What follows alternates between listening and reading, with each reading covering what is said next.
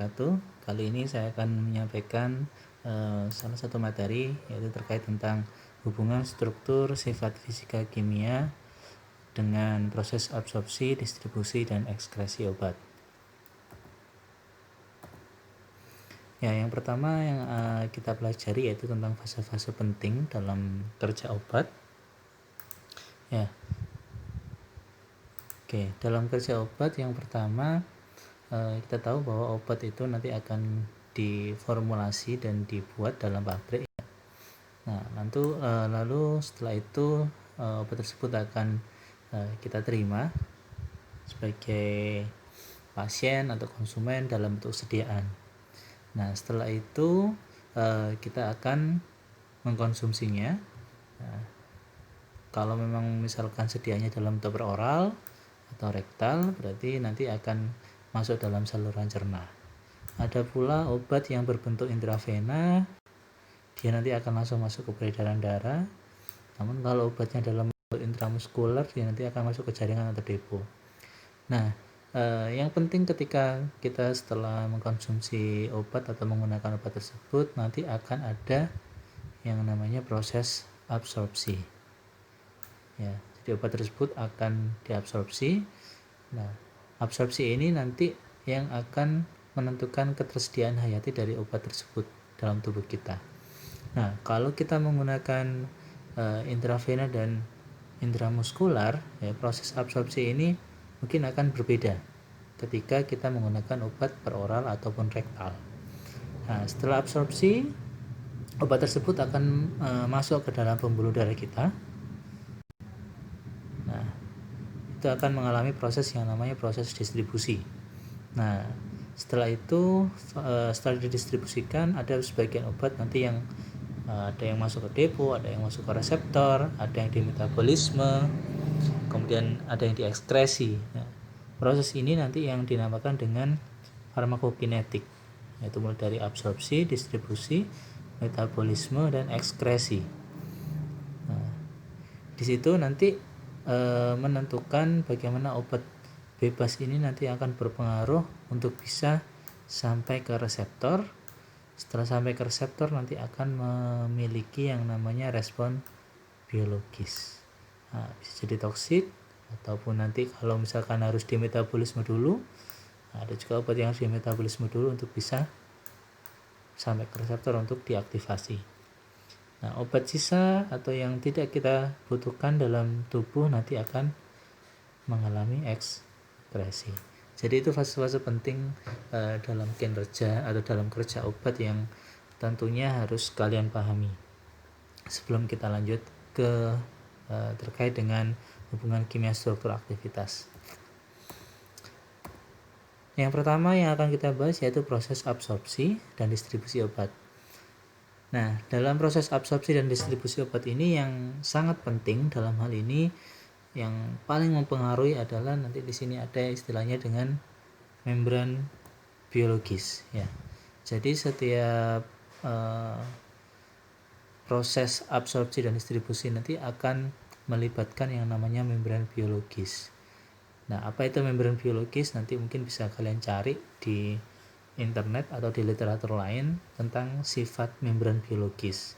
Nah, secara singkatnya, membran biologis itu memiliki lipid bilayer, ya, struktur lipid bilayer yang artinya dia tersusun dari lemak dan protein, sehingga nanti obat-obat yang dia suka lemak dan suka protein inilah yang lebih gampang menembus membran biologis, yang artinya nanti absorpsi dan distribusinya akan kurang lebih akan lebih cepat dibandingkan dengan obat-obat yang tidak suka dengan atau tidak memiliki sifat yang suka dengan lemak atau protein ini atau lipid bilayer tadi.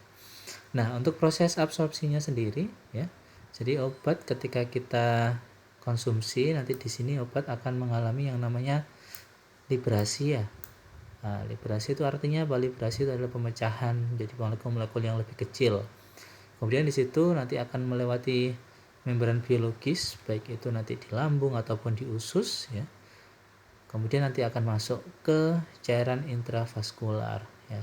Cairan intravaskular ini cairan darah pokoknya ya, cairan di dalam darah. Kemudian di situ akan ada yang namanya protein. Nanti obat akan mengalami ikatan obat protein. Nah, nanti ada obat bebas yang masih tersisa di cairan intravaskular nanti akan menembus lagi membran biologis menuju ke cairan interstisial, cairan antar sel. Di situ juga ada protein, akan ada terjadi ikatan obat protein. Obat bebasnya lagi akan masuk ke dalam cairan interseluler, cairan dalam sel.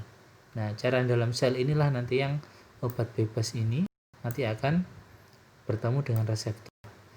Ya, tapi juga di situ akan tetap ada yang namanya protein, akan terjadi ikatan obat protein. Nah, ketika obat ketemu dengan reseptor ini, obat tersebut akan berinteraksi membentuk kompleks obat protein, dan kompleks obat protein inilah nanti yang akan menimbulkan respon biologis. Ya. Jadi artinya proses absorpsi dan distribusi itu meliputi ini. Jadi melewati beberapa kali membran biologis dan nanti akan ketemu dengan protein-protein yang di dalam sini, baik di cairan intravaskular, cairan interstisial, dan cairan intersel. Nah, sehingga nanti akan sangat absorpsi dan distribusi obat ini akan sangat terpengaruh oleh ikatan obat protein dengan dari masing-masing obat dengan protein yang ada dalam tubuh kita. Itu. Jadi skema ini tolong nanti dipahami dengan maksimal ya, sehingga nanti bisa memahami konsep-konsep berikutnya dengan lebih gampang atau lebih mudah. Oke, selanjutnya yang akan kita bahas tentang hubungan struktur sifat fisika kimia dengan absorpsi obat. Ya, sifat obat kita tahu ada obat yang sifatnya asam lemah, basa lemah, ada yang asam kuat ataupun basa kuat. Nah, yang pertama yang mempengaruhi absorpsi obat yang terkait dengan sifat fisika kimianya adalah sifat keasamannya. Jadi obat-obat yang memiliki sifat basa lemah dalam lambung ya. Jadi basa lemah ketika dalam lambung yang pH-nya 1 sampai 3 ini nanti dia akan mengalami ionisasi. Jadi artinya ketika basah, obat basah ketemu dengan pH lambung yang sifatnya asam, basah ketemu asam, basah ketemu asam ya. Kalau dalam kimia sederhananya kalau kita mencampurkan NaOH dengan HCl nanti akan menjadi H2O atau air ya, dan garam. Nah, nanti akan mengalami ionisasi sehingga ketika mengalami ionisasi kelarutan dalam lemaknya kecil. Kenapa? Karena sebagian besar dia terionisasi. Ketika kelarutan dalam lemaknya kecil, maka akan sulit menembus lambung, menembus membran lambung. Kenapa? Karena membran lambung seperti saya bilang tadi dia memiliki sifat lipid layer, suka terhadap yang sifatnya istilahnya non polar ya, atau istilahnya yang dia suka lemak. Jadi akan lebih susah ketika harus menembus membran lambung. Nah, kebalikannya ketika obat yang basah tadi dalam usus halus ya, ini juga basah ya, pH-nya 5 sampai 8, dia akan menjadi bentuk yang tak terionkan atau tetap dalam bentuk molekulnya, sehingga secara otomatis sifat dari molekul tersebut atau sifat dari obat tersebut akan lebih mudah larut dalam lemak, sehingga nanti akan lebih mudah menembus membran usus, sehingga absorpsinya akan tinggi.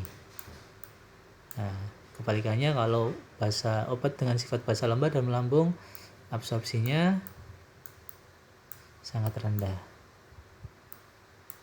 Gitu ya. Contoh obatnya ini aminopirin, kafein, acetanilit, quinin dan sebagainya. Nah, kebalikannya juga sama seperti yang obat basa lemah tadi, obat yang punya sifat asam lemah pada lambung yang sifatnya juga asam, obat asam, kemudian lambung juga sifatnya asam, nanti akan menjadi tak terionkan. Artinya asam ketemu asam, dia tidak terionkan, tetap dalam bentuk molekulnya sehingga nanti mudah menembus membran lambung. Ya, contohnya asam salisilat, asetosal, fenobarbital, asam benzoat dan sebagainya. Nah, sedangkan kalau obatnya memiliki sifat asam kuat atau basa kuat, dia akan mengalami ionisasi sempurna, kelarutan dalam lemak rendah, dan memang sangat sulit menembus membran lambung ya atau saluran cerna kita. Biasanya obat-obatnya itu ada contohnya asam sulfonat, turunan amonium quaterner.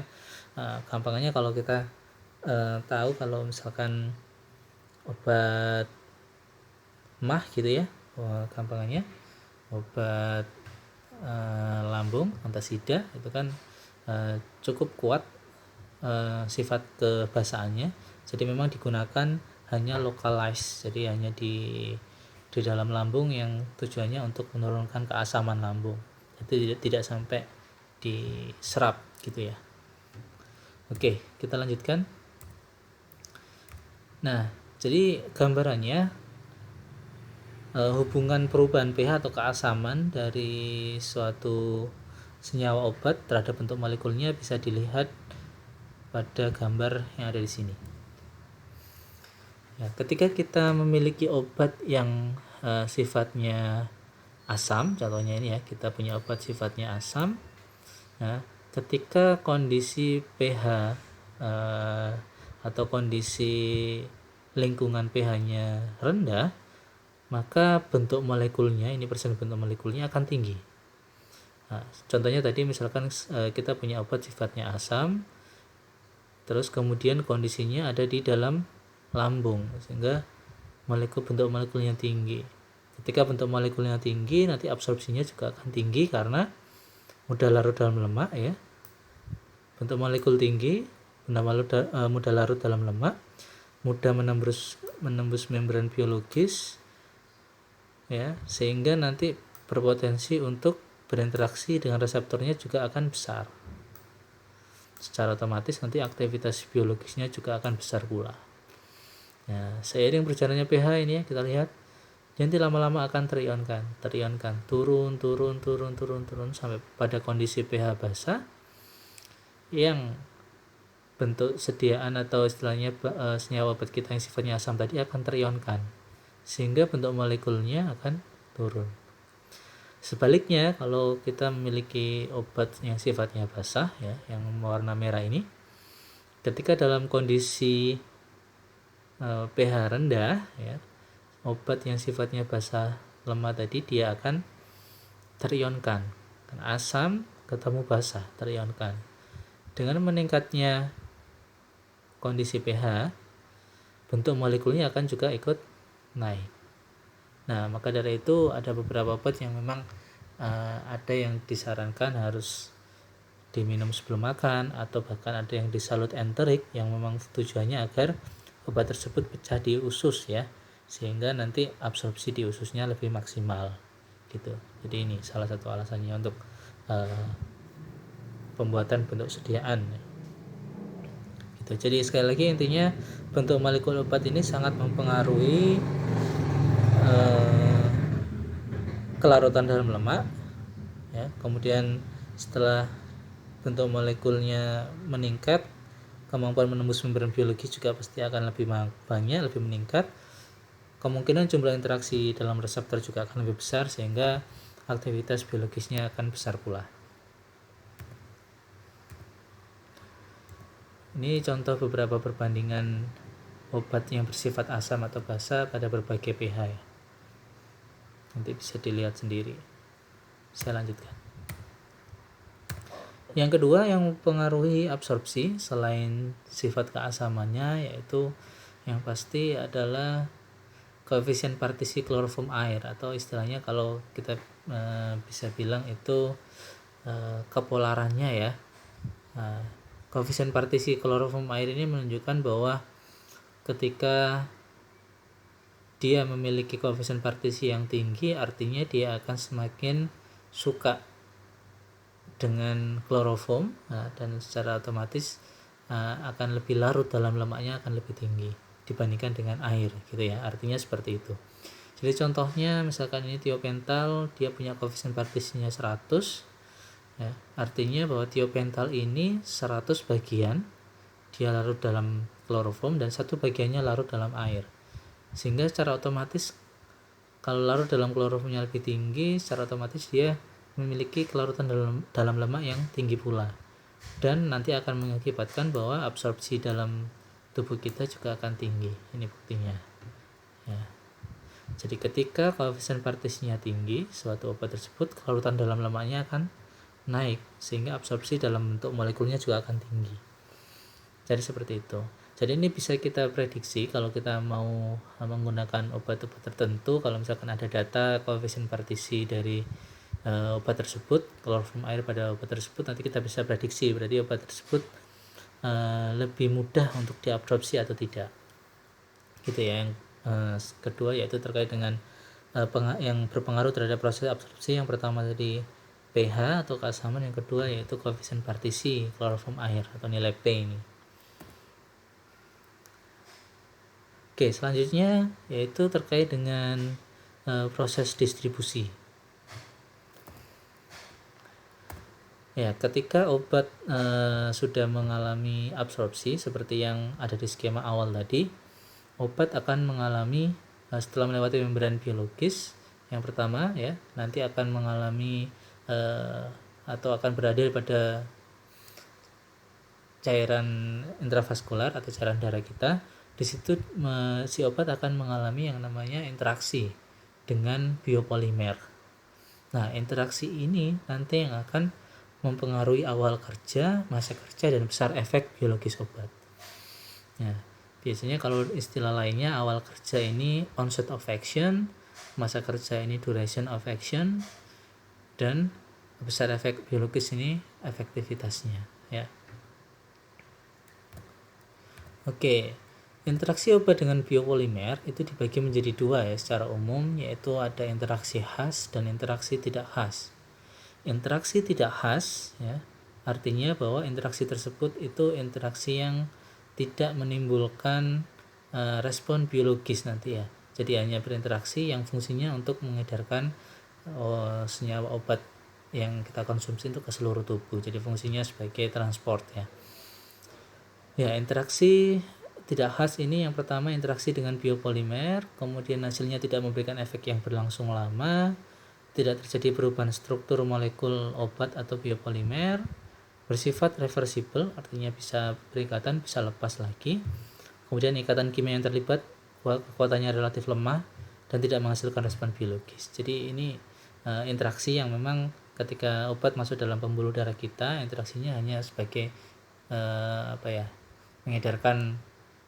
mengedarkan semua obat yang ada dalam tubuh kita ke seluruh tubuh, mengedarkan obat ke seluruh tubuh sebagai bentuk dari proses distribusinya itu.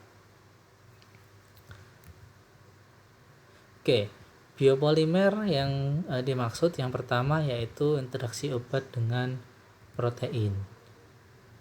Ya, sifatnya reversible, artinya bisa berikatan, bisa lepas lagi.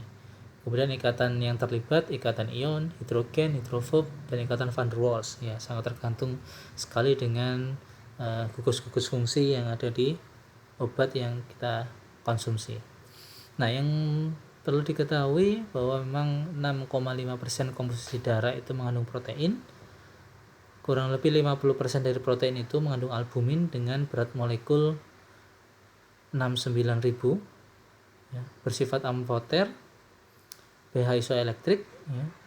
Kemudian dalam darah bermuatan negatif, albumin juga mengandung ion Zwitter, gugus NH3+ dan ceomin, dan juga dapat berinteraksi dengan kation dan anion obat.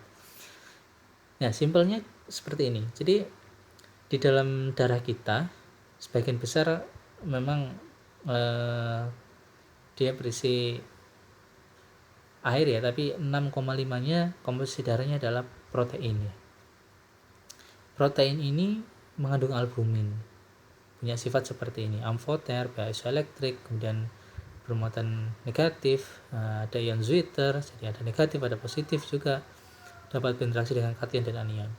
Artinya apa? Kalau bisa disederhanakan, apapun senyawa obat yang masuk dalam tubuh kita itu pasti akan mengalami ikatan obat protein, dan apapun yang senyawa obat yang kita konsumsi itu pasti akan diedarkan ke seluruh tubuh ya. Jadi memang fungsi utama dari ikatan obat protein ini memang fungsinya adalah melakukan distribusi ke seluruh tubuh gitu. Jadi apapun yang kita konsumsi pasti akan diedarkan ke seluruh tubuh, gampangnya seperti itu. Nah, setelah berikatan dengan protein karena memang jumlahnya terbatas ya, nanti akan ada kondisi di mana kadar obat dalam darah kita itu akan berlebih. Artinya akan ada obat yang tidak diikat oleh protein. Ya. Jadi itu dinamakan dengan kadar obat bebas.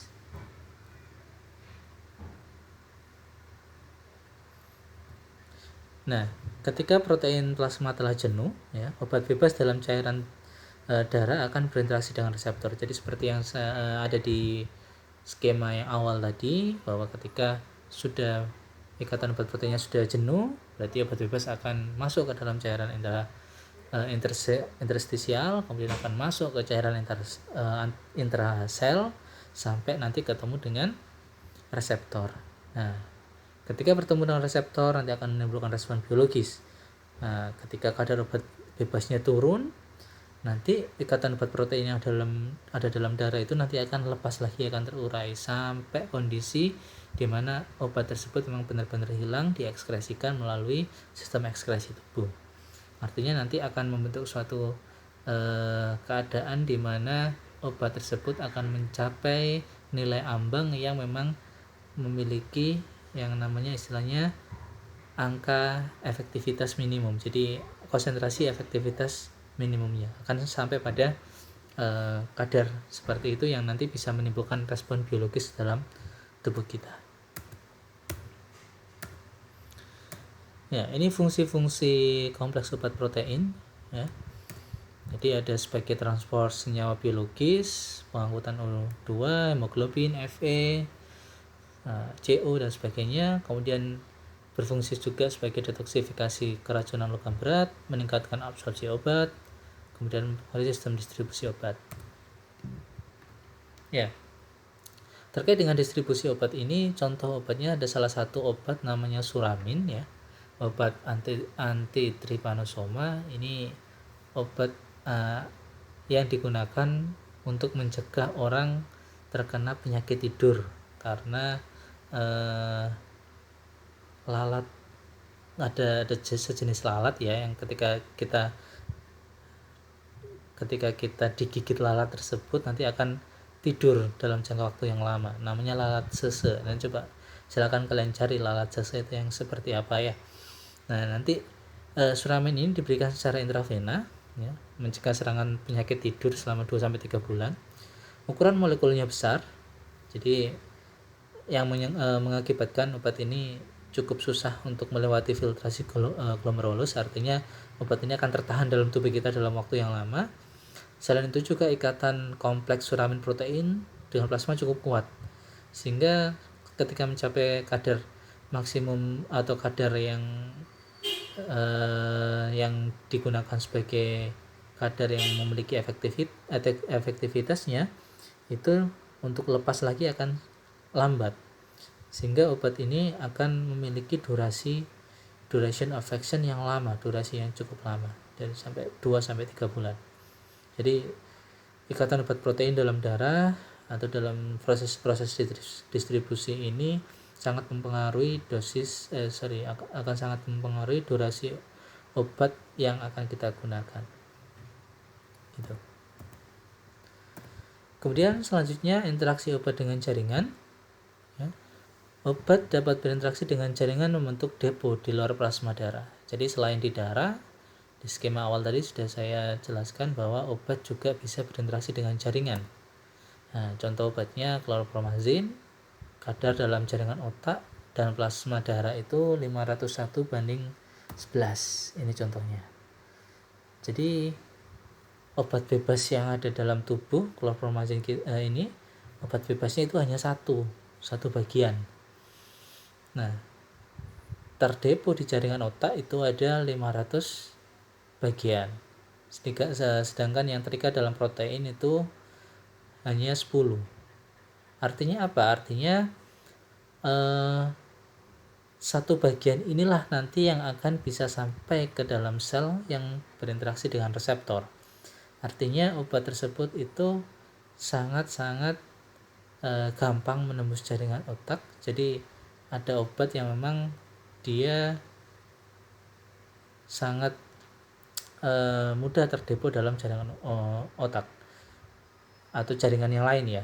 Gampangannya kalau kita mengkonsumsi gini, jadi gambarannya kalau kita mengkonsumsi obat contohnya narko atau psikotropik ya, obat tersebut akan sangat mudah menembus jaringan otak kita atau jaringan blood brain barrier yang nanti sebagian besar itu akan berikatan dengan jaringan otak kita. Nah, yang bebas itu hanya 1% atau hanya satu bagian. Yang hanya satu bagian ini saja ini sudah menimbulkan respon biologis yang tentunya akan sangat-sangat berbahaya kalau kita menggunakan obat-obat tersebut dengan tidak memiliki atau tidak memenuhi dosis yang memang dianjurkan. Jadi sangat riskan, apalagi seperti yang kita lihat ini.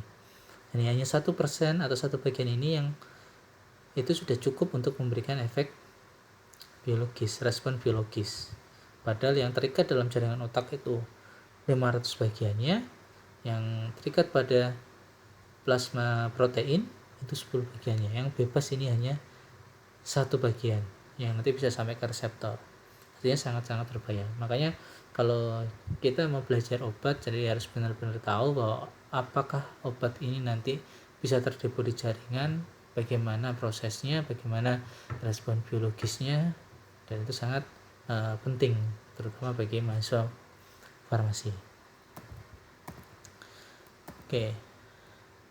Ya, yang tidak kalah penting terkait dengan ikatan obat protein ini adalah ketika pengikatan obat protein ini berhubungan dengan keefektivitasannya, yaitu kadar total obat yang tinggi dalam darah belum tentu memiliki keefektifan yang tinggi pula. Ya, dari gambar ini contohnya misalkan kadar total dalam darah ya, ke atas ini. Kemudian kita bandingkan ada obat A dan obat B. Nah, setiap obat pasti punya yang namanya ini, konsentrasi efektif minimum. Jadi konsentrasi minimal yang dibutuhkan oleh tubuh tersebut, oleh obat tersebut untuk dapat menimbulkan respon biologis terhadap tubuh. Gitu ya. Obat A dan obat B.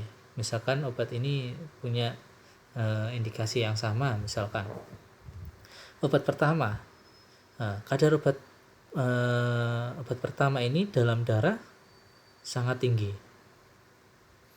ya. Terus ternyata dalam jaringan kecil.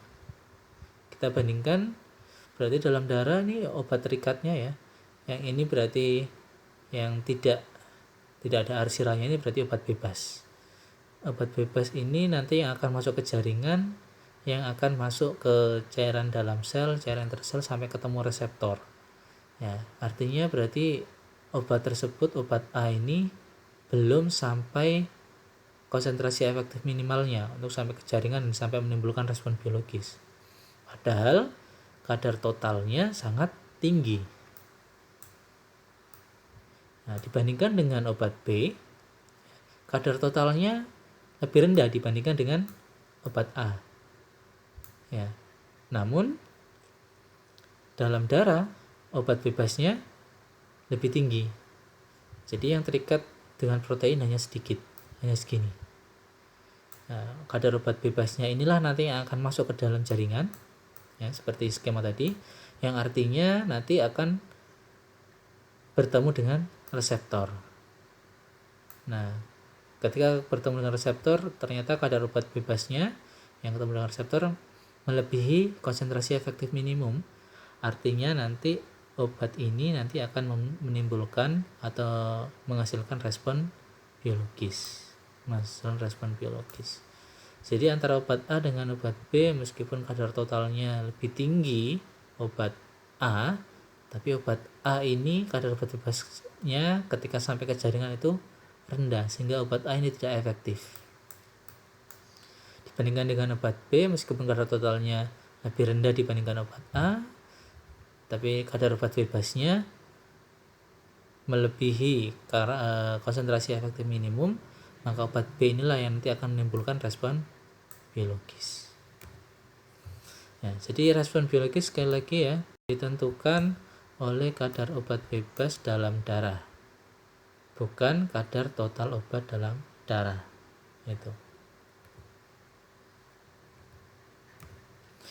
Nah, setelah itu tadi interaksi yang tidak khas ya, interaksi yang fungsi utamanya untuk mendistribusikan senyawa obat ke dalam tubuh.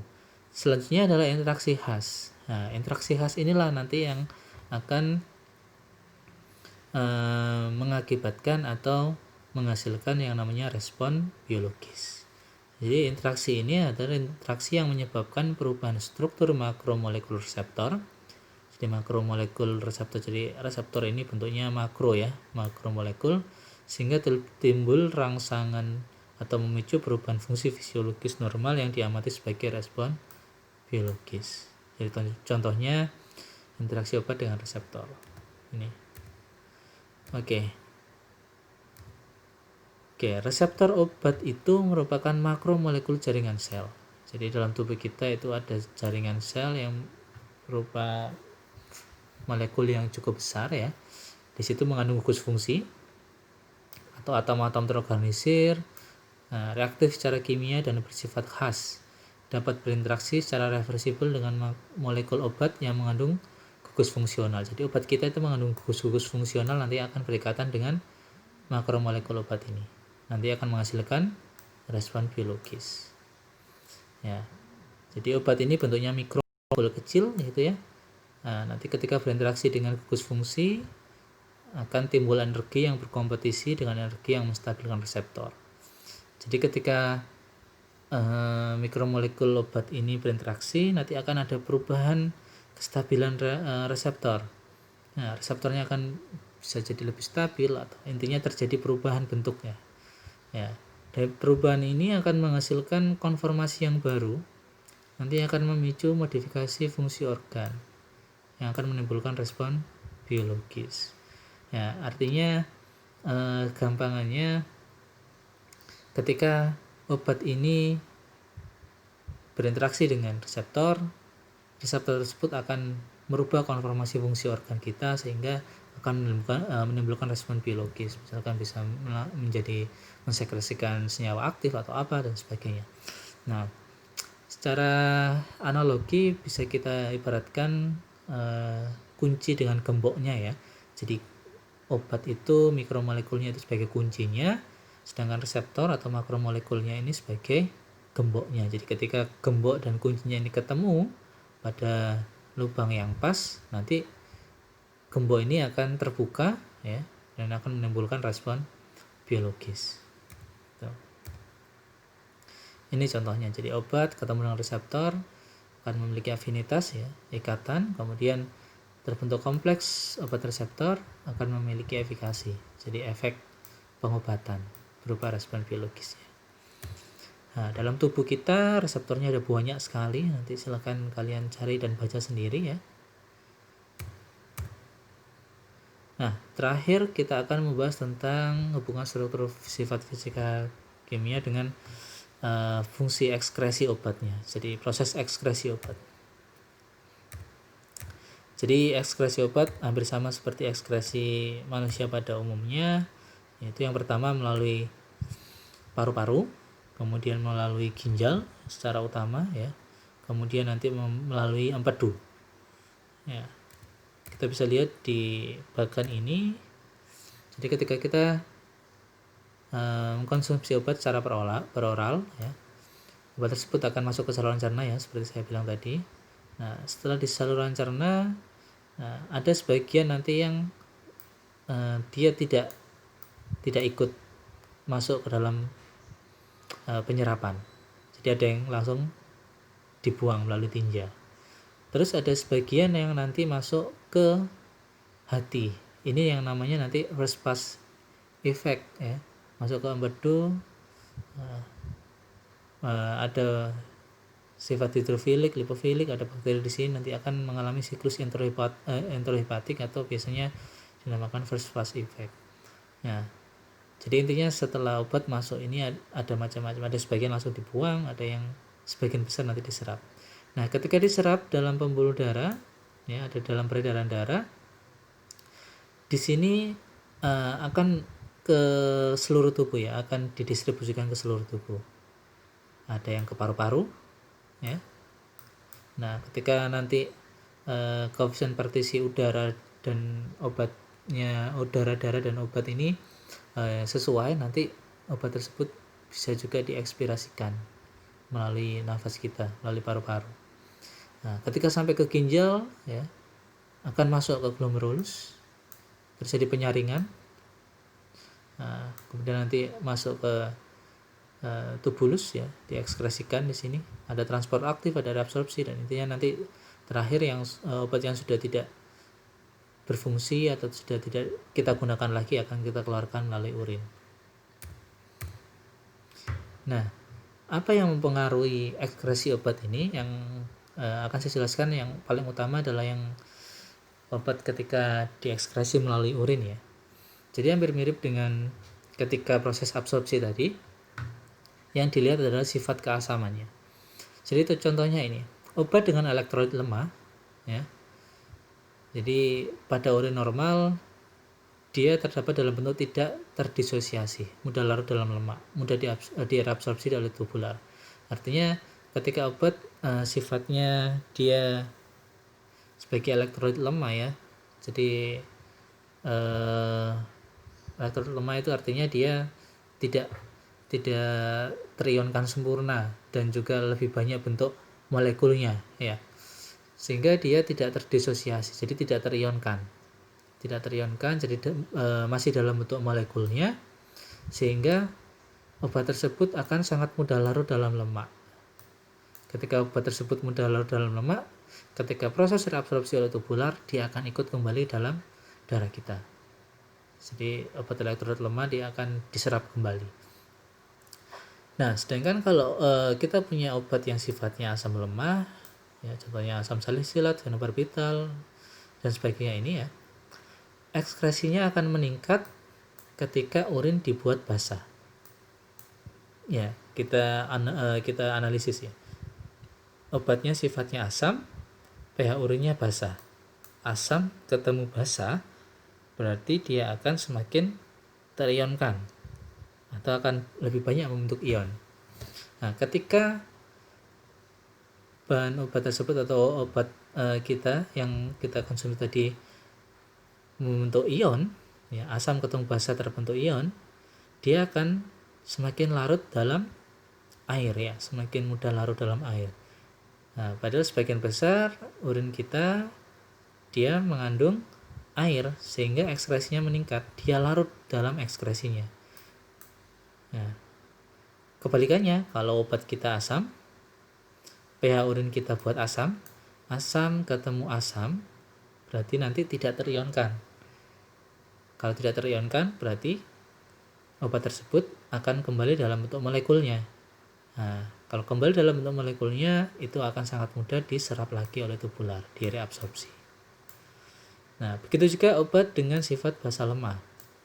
Obatnya sifatnya basa lemah, ketika urinnya kita buat asam, basa ketemu asam akan mengalami ionisasi, akan terionkan, sehingga ekskresi akan naik karena nanti akan lebih mudah terekskresi atau terkeluarkan bersama dengan urin kita. Nah, kalau obatnya sifatnya basa lemah, urin kita juga kita buat basa ketemu basa tidak terionkan, akan membentuk molekul, nanti akan direabsorpsi lagi. Ini contoh-contoh obatnya. Nah, sedangkan kalau obat tersebut sifatnya asam kuat ataupun basa kuat, nah kalau kuat dan kuat ini dia akan mengalami ionisasi sempurna. Sehingga obat yang sifatnya asam kuat dan basa kuat ini pasti dia akan terekskresi dan bisa dibilang ekskresi tidak terpengaruh oleh kondisi perubahan pH. Jadi pH apapun yang ada di urin kita, asam kuat dan basa kuat itu akan tetap terekskresi semuanya. Itu mungkin yang bisa saya sampaikan pada kesempatan kali ini. Kalau ada pertanyaan silakan tinggalkan pertanyaan kalian di kolom komentar, nanti coba akan saya tanggapi. Terima kasih, saya akhiri. Wassalamualaikum warahmatullahi wabarakatuh.